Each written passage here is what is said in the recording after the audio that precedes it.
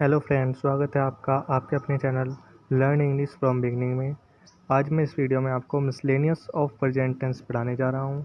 मैंने अब तक आपको प्रेजेंट टेंस के चारों पार्ट पढ़ा दिए हैं, तो उनका ही मिक्सचर करके मैं इस वीडियो में आपको अच्छे से समझाने जा रहा हूँ। तो चलिए बिना टाइम वेस्ट किए हुए शुरू करते हैं video. Miscellaneous of present tense. चलिए कुछ रूल्स जो हमने पढ़े थे उन्हें थोड़ा रिकॉल करते हैं, जिससे कि आपको सब कुछ याद आ जाए। सबसे पहले बात करते हैं पहले टेंस यानी कि प्रेजेंट इंडेफिनिट टेंस की। देखिए, मैंने आपको बताया था इसकी पहचान होती है ता है, ते हैं, ती हैं, ये सब वाक्य के अंत में आते हैं इस टेंस के अंदर। हेल्पिंग वर्ब की बात करते हैं, डू या डज लगती है। ये आपको याद होना चाहिए अच्छे से, इसे लिखने की ज़रूरत नहीं थी इसलिए मैंने इसे नहीं लिखा है। कि डस तो लगती है आपके सिंगुलर सब्जेक्ट के साथ, और आई हो, यू हो या प्लूरल सब्जेक्ट हो तो उन सब के साथ लगती है डू। मेन वर्ब की बात करते हैं, मेन वर्ब फर्स्ट फॉर्म, और फर्स्ट फॉर्म में एस ये लगती है अफर्मेटिव सेंटेंसेस में। देखिए, इसके अफर्मेटिव सेंटेंसेस स्पेशल होते हैं, तो इसीलिए मैंने उनके रूल यहाँ पर लिख लिए हैं। देखिए, यदि सब्जेक्ट सिंगुलर होगा तो फिर मेन वर्ब की फर्स्ट फॉर्म में एस लगेगी और उसके बाद ऑब्जेक्ट। इस टेंस के जो अफर्मेटिव सेंटेंसेस होते हैं इनमें हेल्पिंग वर्ब यूज़ नहीं होती है। तो अगर सब्जेक्ट प्लूरल या आई हो या यू होगा तो फिर मेन वर्ब की सिर्फ फर्स्ट फॉर्म लगेगी, उसमें एस नहीं जुड़ेगा और फिर ऑब्जेक्ट लगेगा। तो ये रिकॉल हो गया प्रेजेंट इंडेफिनिट टेंस का। अब बात करते हैं प्रेजेंट कंटिन्यूस टेंस की। इसकी पहचान है रहा है, रहे हैं, रही हैं, वाक्य के अंत में आएगा। हेल्पिंग वर्ब की बात करते हैं, इज, आर या एम।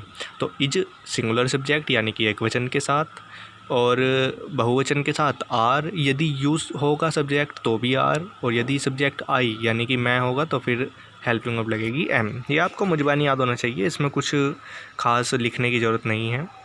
मेन वर्ब की बात करते हैं, इसमें फ़र्स्ट फॉर्म में आईएनजी लगेगी पूरे टेंस में, इसमें कुछ भी स्पेशल नहीं है तो इसलिए मैंने इसका रूल नहीं लिखा है। प्रेजेंट परफेक्ट टेंस की बात करते हैं, इस टेंस के जो वाक्यों के अंत में आएगा वो आएगा चुका है, चुके हैं, चुकी हैं, लिया है, दिया है आदि शब्द। हेल्पिंग वर्ब की बात करते हैं, हैज़ या हैव हेल्पिंग वर्ब होगी, सिंगुलर सब्जेक्ट के साथ हैज़ लगेगी, और बाकी प्लूरल हो, आई हो या यू हो सब्जेक्ट तो फिर हेल्पिंग वर्ब हैव यूज़ होगी। मेन वर्ब की बात करते हैं, मेन वर्ब की थर्ड फॉर्म पूरे ही टेंस में लगेगी। इसमें कोई भी सेंटेंस का प्रकार स्पेशल नहीं है तो इसलिए मैंने इसका रूल यहाँ पर इंक्लूड नहीं किया है। प्रेजेंट परफेक्ट कंटिन्यूस टेंस की बात करते हैं, इसका जो पहचान होगी वो होगी रहा है, रहे हैं, रही है, ये वाक्य के अंत में आएंगे और समय दिया होगा बीच में। हेल्पिंग वर्ब इसमें हैज़ बीन या हैव बीन यूज होगी, हैज़ बीन सिंगुलर सब्जेक्ट के साथ और have been plural subject I और यू के साथ। मेन वर्ब की बात करते हैं, मेन वर्ब फर्स्ट फॉर्म में आईएनजी यूज होगी पूरे ही टेंस में, इसमें कोई भी सेंटेंस का प्रकार स्पेशल नहीं है तो इसलिए मैंने यहाँ पर नहीं लिखा है। देखिए, ये जो टाइम मैंने बताया ये दो प्रकार का होता है, एक निश्चित समय, एक अनिश्चित समय। ये मैंने आपको पिछली वीडियो में कराया था, यदि आपने वो वीडियो नहीं देखी है तो आप वहाँ जा कर के देख सकते हैं, आपके सारे डाउट क्लियर हो जाएंगे। फ़िलहाल मैं यहाँ रिकॉल करवा रहा हूँ तो इसलिए जल्दी जल्दी करवा रहा हूँ। देखिए, से की इंग्लिश निश्चित समय के लिए लगेगी सिंस और अनिश्चित के लिए लगेगी फॉर। चलिए सेंटेंसेस को बनाने के लिए जनरल रूल की बात करते हैं। देखिए, सबसे पहले अफर्मेटिव सेंटेंस की बात करते हैं। इसमें सबसे पहले सब्जेक्ट लगता है, फिर हेल्पिंग वर्ब लगती है, फिर मेन वर्ब लगता है और उसके बाद ऑब्जेक्ट। मेन वर्ब टेंस के अनुसार बदलता रहता है, ये मैंने आपको ऊपर बता ही दिया है। नेगेटिव सेंटेंसेस की बात करते हैं, सबसे पहले सब्जेक्ट, फिर हेल्पिंग वर्ब, फिर नॉट, फिर मेन वर्ब और फिर ऑब्जेक्ट। सिंपल इंट्रोगेटिव सबसे पहले हेल्पिंग वर्ब, फिर सब्जेक्ट, फिर नोट, यदि आएगा तो लगेगा नहीं तो नहीं लगेगा, उसके बाद मेन वर्ब, फिर ऑब्जेक्ट और फिर क्वेश्चन मार्क।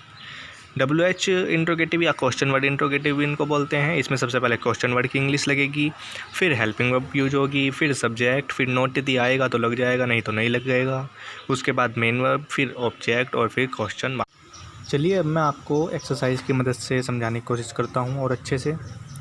जैसे मैं स्कूल जाता हूँ, देखिए सबसे पहले हमें ढूंढनी होती है पहचान कि ये कौन से टेंस का है। तो देखिए, इसमें लास्ट में आ रहा है ता है, तो इसका मतलब ये प्रेजेंट इंडेफिनिट टेंस का है। अब ये हमें ढूंढना होता है पहचान ढूंढने के बाद कि ये कौन सा प्रकार है सेंटेंस का, अफर्मेटिव है, नेगेटिव है, सिंपल इंट्रोगेटिव है या क्वेश्चन वर्ड इंट्रोगेटिव है। तो देखिए, इसमें अगर लास्ट में क्वेश्चन मार्क आएगा तो वो तो इंट्रोगेटिव होगा, और इसमें क्वेश्चन मार्क नहीं आ रहा है तो इसका मतलब ये ना तो सिंपल इंट्रोगेटिव है और ना ही क्वेश्चन वर्ड इंट्रोगेटिव है। अब यदि इसमें नहीं आता तो फिर ये नेगेटिव बन जाता, और यदि इसमें नहीं आता, जैसे कि इसमें नहीं आ रहा है, तो इसका मतलब ये अफर्मेटिव सेंटेंस है। अब मैंने आपको बताया था कि जो इंडेफिनिट टेंस होता है उसमें जो फॉर्मेटिव सेंटेंस हैं वे स्पेशल होते हैं, तो स्पेशल वाले रूल फॉलो होंगे। आप ऊपर जा कर के देख सकते हैं। अब इसका सब्जेक्ट आई है, तो आप जब आप ऊपर जाकर देखेंगे तो इसमें आई जो जिसका सब्जेक्ट होता है उसमें दूसरा वाला रूल फॉलो होता है। वहाँ पर 2 रूल लिखे हुए हैं। तो सबसे पहले मैक इंग्लिश आई, उसके बाद मेन वर्ब ढूंढते हैं जाना, जाने की इंग्लिश गो। इसमें SEIS यूज नहीं होगा। यदि सिंगुलर सब्जेक्ट होता तो फिर SEIS यूज होता, लेकिन आई, यू और प्लूरल सब्जेक्ट के साथ SEIS मेन वर्ब की फर्स्ट फॉर्म में यूज़ नहीं होगा, प्लस नहीं होगा।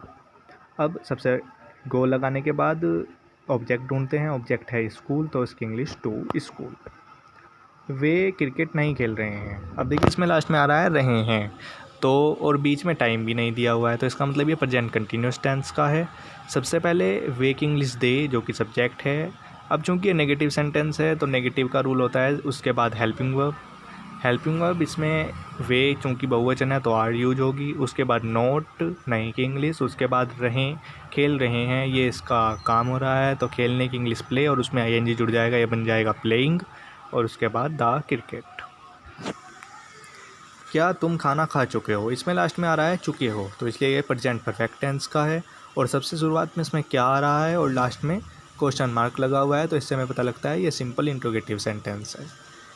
सबसे पहले क्या की जगह हेल्पिंग वर्ब यूज़ होती है जो कि सब्जेक्ट के अनुसार यूज होती है, और इसमें सब्जेक्ट है तुम, और तुम के साथ helping verb present perfect tense में हैव लगती है, तो हैव लगा दी गई। उसके बाद तुम की इंग्लिश यू। उसके बाद खाने की इंग्लिश ईट फर्स्ट फॉर्म होती है, एट सेकंड फॉर्म होती है, ईटन थर्ड फॉर्म होती है। इसमें यूज होगा थर्ड फॉर्म, तो इसलिए हमने ईटन लगा दिया। उसके बाद ऑब्जेक्ट बचा खाना, तो इसकी इंग्लिश द फूड। बच्चे 4 घंटे से सो क्यों नहीं रहे हैं, तो देखिए इसमें रहे हैं लास्ट में आ रहा है और बीच में समय दिया हुआ है 4 घंटे से। इससे हमें पता लगता है कि प्रेजेंट परफेक्ट कंटिन्यूअस टेंस का है। इसमें सबसे पहले क्यों की इंग्लिश वाई, क्योंकि ये WH वर्ड है, क्वेश्चन वर्ड भी बोल सकते हैं। उसके बाद हेल्पिंग वर्ब यूज होती है सब्जेक्ट के अनुसार। इसमें सब्जेक्ट बच्चे जो कि कई सारे हैं, बहुवचन हैं, तो इसमें हेल्पिंग वर्ब यूज होगी हैव बीन। तो हैव हेल्पिंग वर्ब का एक पार्ट तो यहाँ यूज होगा। उसके बाद बच्चे की इंग्लिश चिल्ड्रन, फिर नहीं की इंग्लिश नोट, और उसके बाद बीन। उसके बाद सोने की इंग्लिश स्लीप, उसमें ING जुड़ जाएगा, या बन जाएगा स्लीपिंग। उसके बाद 4 घंटे से, तो इसमें से की इंग्लिश, चूँकि 4 घंटे एक अनिश्चित समय है तो 4 यूज होगी। उसके बाद 4 की इंग्लिश 4 और घंटे की इंग्लिश आवर्स। तो दोस्तों इस तरह से मैंने आपको ये चारों के चारों टेंस अच्छे से रिकॉल कराए। आशा करता हूँ आपको ये वीडियो पसंद आया होगा। तो प्रेजेंट टेंस कंप्लीटेड होता है इस तरह से।